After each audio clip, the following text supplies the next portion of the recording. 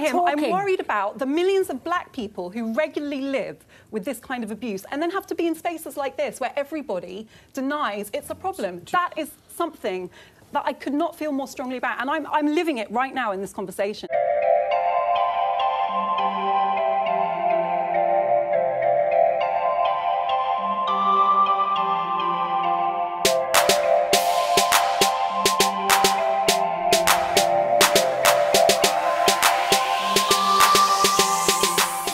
Welcome to the channel, motherfuckers.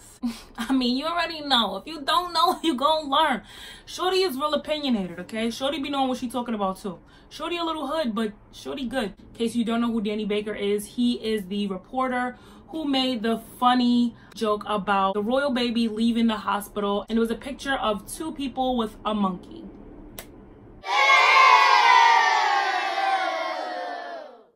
So BBC did fire him because of this. I mean, girl, like, so we're gonna be reacting to the Sky News segment here. Let's get started.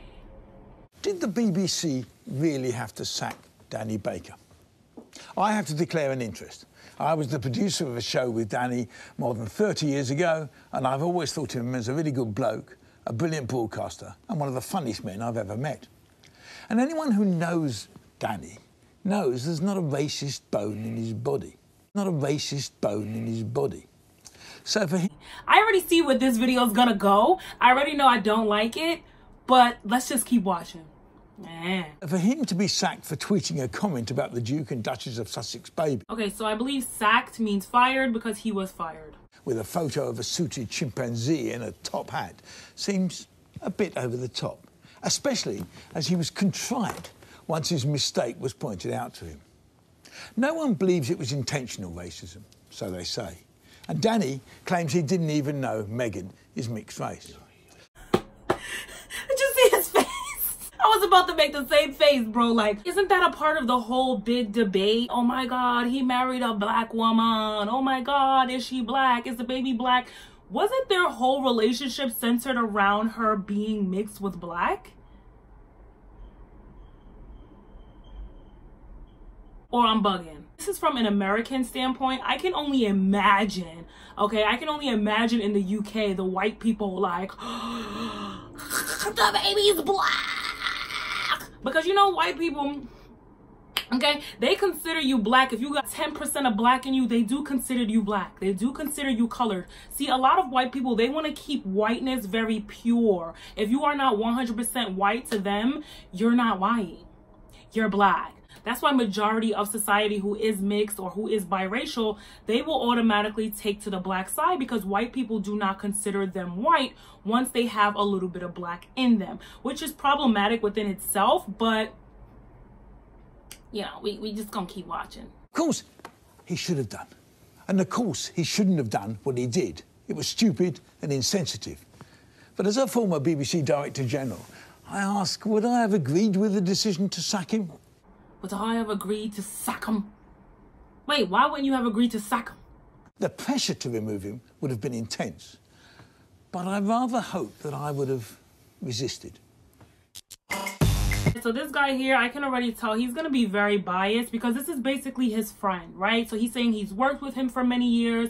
And if he was still working with him, he basically would not have agreed to sack him, to fire him. According to him, he doesn't have a racist bone in his body. Excuse me, sir, have you seen every bone in his body? If you have, that's some tea, okay? That's some tea. Impressed about the fact that we're having this debate, if I'm honest, because you're somebody who I think generally sees yourself as an ally of progress.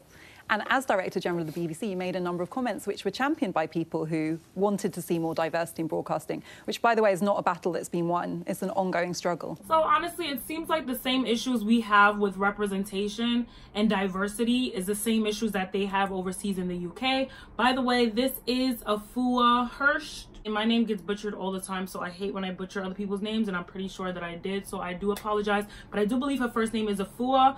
She is a writer, a broadcaster, and a former barista. She has worked as a journalist for the Guardian newspaper and as a social affairs and education editor for Sky News since 2014. I think that I'm ambivalent about this because I don't really feel like I should debate you about whether this tweet was racist. Do you think it was racist, or do we need to argue about whether it was actually racist in the first place? I think it could easily be interpreted as being racist, yes. I didn't ask what you thought it could be interpreted as. I asked from your personal opinion, do you think it's racist? Okay. So it could be non-racist? Oh, no, I think it will be seen as racist. What the discussion is about intent, I think. You're not going to just say that and just... We're not going to do that. If he didn't intend it to be racist, what he could have intended was that we as a society parade royal babies around like performing monkeys. And that's what he said. Which is what he said he meant. He compared the birth and the foot around it to a circus. If we begin to separate intent from racist actions and cannot see the distinction between racist behaviour and someone being a racist, then I shudder to think the kind of society we're going to end up in, because everybody will be declared racist all the time for microaggressions, which is where the far left are taking us. Oh my God, oh my God, oh my God, oh my God, oh my God, oh my God, oh my God. Stupidest thing that I've ever heard just now. Coming from someone who seems to be educated? Wait, did he just say we have to separate racist behavior from racist? What? Yes, the action was racist, but no, he didn't mean to be racist, which is why he immediately apologised for it and deleted it, and then lost his job, and people still wanted to take him to the police and get prosecuted. So his argument here is that he did something racist, but he's not racist. Girl, God forbid I kill somebody. Oh, I don't want to say that. Okay, if God forbid I slap the spit out of somebody, I slap you. I slapped you. My friends say, oh, you know, no, Eloho doesn't have a violent bone in her body. Well, she's not violent, but she slapped you for no reason. So which one is it? Literally does not make sense. So what they're basically trying to say is like, you know, I kind of like accidentally slapped you. So technically I'm not violent, because just because I did the violent thing doesn't mean I'm violent. It could be interpreted as that, but who knows? Okay. Anybody with a brain knows. Okay. Did you think about it though when you were doing it? Did you not think about not necessarily. Otherwise, I'd have to be some kind of slavering secret racist. I promise you. I would. Nobody invites this onto themselves. No, I had no idea until somebody had been up about 8 minutes. Somebody said, Dan, that's Megan. What's it? Like, down, down, down on the radio. Okay. Is he a comedian or something?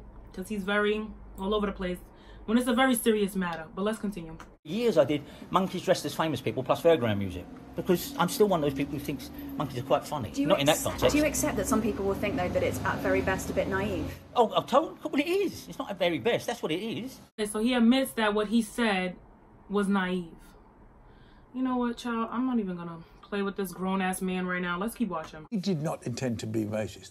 I mean, I oddly think if he'd been on the staff of the BBC, as opposed to being a freelance, if he'd been on the staff, they would have had to have a proper investigation. They'd have gone through the whole process, and I suspect he might not have gone.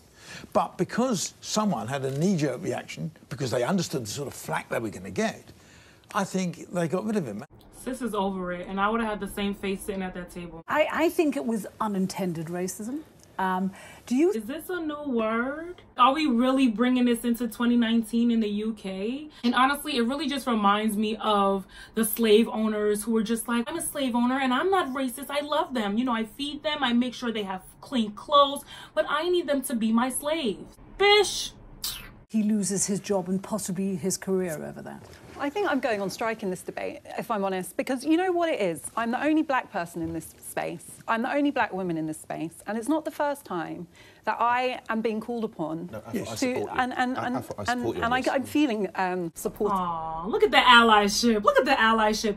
So exhausting to have to sit here and communicate our daily lived experience. These are the kind of things that happen every day in your life. As a black person in this country, yesterday I was talking to a mixed race girl who tried to kill herself when she finished school because of daily things that made her feel dehumanized. It's regular and it's everywhere. And then what you see is that people like you, Greg, line up to defend your friends and say, I know him, he's a nice guy, it's fine, it's harmless, he didn't mean it. You have no idea how it feels to have someone make a monkey noise at you when you're doing your job. And you know, he's a football supporter. He should know. This is something that the best football players in the country say they can't wait to see the back of their game because of the emotional trauma of having fans. No, not one footballer, Greg. Dozens of footballers, and not just at the Premier League, regular local clubs kids playing teams on the weekend saying that having monkey noises is a regular part, having bananas. Yeah, sorry. Hold on, UK. So people out here just making monkey noises at the football games to the black football players. Apparently, football is something that Danny Baker loves and knows all too well. So he's playing the innocent, oh, I didn't know card. Well, you love sports so much, and you hear how much the black players say that, yo, like, these white players are always making monkey noises towards us. Idiots. I'm not going to communicate to you what is wrong with it. You should know. You should know better. You and I have fought a lot over this, and I can see how upset you are, and I'm very sorry that you're upset about this. But let me ask you a question. In this job, we all live, on radio, on television. We're all capable, we live in fear of cocking it up, of saying something that, well, I do. I live in fear of saying the wrong thing, and it offends somebody that I didn't mean to offend. I asked you before, do you think it's right that he loses his career over this? I don't think he will lose his career, Carol. Let's give Afro a second. And I'll take that on. Of course, then Afro, you can get... But I don't think he will lose his career because he's a supremely talented man. He was stupid, he was crass, it's unpardonable. It was undoubtedly a racist. What I find extraordinary is this a man who has done some great product, and I admire him, and he's beaten me to awards on many occasions, and well done to him. He works for a station that's all about news and sport. Yeah. He doesn't know who Meghan Markle is. He doesn't know that she's mixed race. He didn't know which princess or duchess had the baby. Ridiculous. And he doesn't know about the problem of racism in sport and football. He doesn't know who Meghan Markle is? All right, now he's just lying. I really respect your feelings of what you said, but there is a difference between principle and how people feel. People feel very aggrieved by this and they have the right to. That doesn't make him a racist. It makes him stupid. But is being stupid a crime? Is being... he was in the tweet... Being stupid is a crime. It is. When you have a platform, you have to be more responsible. Can you be something, a sexist, a racist, a homophobe, if you weren't intending the meaning of those words when you said something that has the consequence of being racist? This man he's doing too much. He's making way too many excuses. Can you be a racist, a homophobe, or this or that if you didn't mean to? Yes. Yes, you can. Your ignorance will default you into that category. Especially if you choose to be ignorant on something. Like, first of all, how do you work in a sports field, but you don't know the plight of so many black athletes? Come on, like, you're playing dumb just so that you can be racist. Not over here. Intended racism and accidental racism. It's literally another word for white people to continue to do what they do and for us to sit there and take it like, oh, it was an accident. He accidentally called her a monkey. He accidentally called me a nigger. They accidentally don't like black people. They accidentally are a part of the KKK. Everybody makes the person who does the racist thing the victim. So you're asking, is it right that he was sacked? Greg's saying he's a nice guy, he's going to lose his job.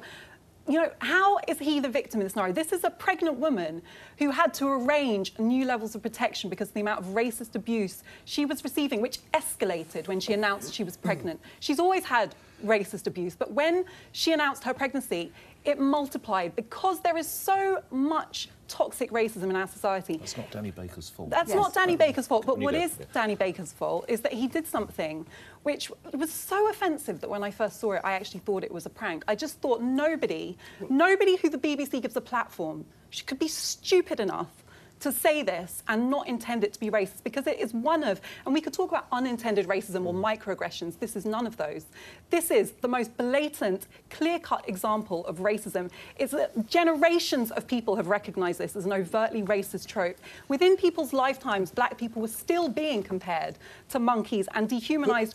And in the US, cockroaches as well, girl. So I'm not interested in him. I'm not interested in him or what happens to him. By the way, he's already done a show which was more successful than his previous shows since he's been sacked. So if you're worried about his career, then I suspect the millions of black people who regularly live with this kind of abuse and then have to be in spaces like this where everybody denies it's a problem. That is something that I could not feel more strongly about, and I'm living it right now in this conversation. It's not good enough. Wow, sis, I really take my hat off to you, sis, for being the only woman of color at that table who has actually experienced racism and can relate to that. Most people who have never walked that walk will literally never be able to fathom. They might feel bad for you. They might not want to see you crying and hurt. For them to literally sit at that table and say it was accidental racism, it was unintended racism, oh, well, we have to forgive. And even seeing the clip of the guy who kind of really didn't care. Well, once again, maybe that's his personality. personality, really goofy and bubbly like that, but he really didn't seem to be hurt by it. He didn't really seem to care. From what Afua said, he got even more deals after he said that. So it's like, is the lesson really learned here? And then it's like, what about the victims? Why are we putting so much emphasis on he didn't mean it? As much emphasis as we're putting on the family, the child that will actually grow up one day and see. And I really don't understand why this is even a conversation. We all know what slurs and what tropes were synonymous with being black and are still used today as quote unquote microaggressions, which nah, it's really just blatant racism. One thing I can say is that white folk will go to bat for each other no matter what. I really wish the black community had that same energy, okay? But you guys let me know what you thought of this news segment in the comment section down below. I would love to hear from my British unicorns. Like, what's the tea, sis? No pun intended. Let me know what y'all thought of this crazy ass video. Make sure you are subscribed to my channel. Me and Pega are here multiple times a week, so make sure you also hit the notification bell so you never miss an upload. Follow me on all of my other social media handles. Everything will be in the description box. See you in the comment section. Bye.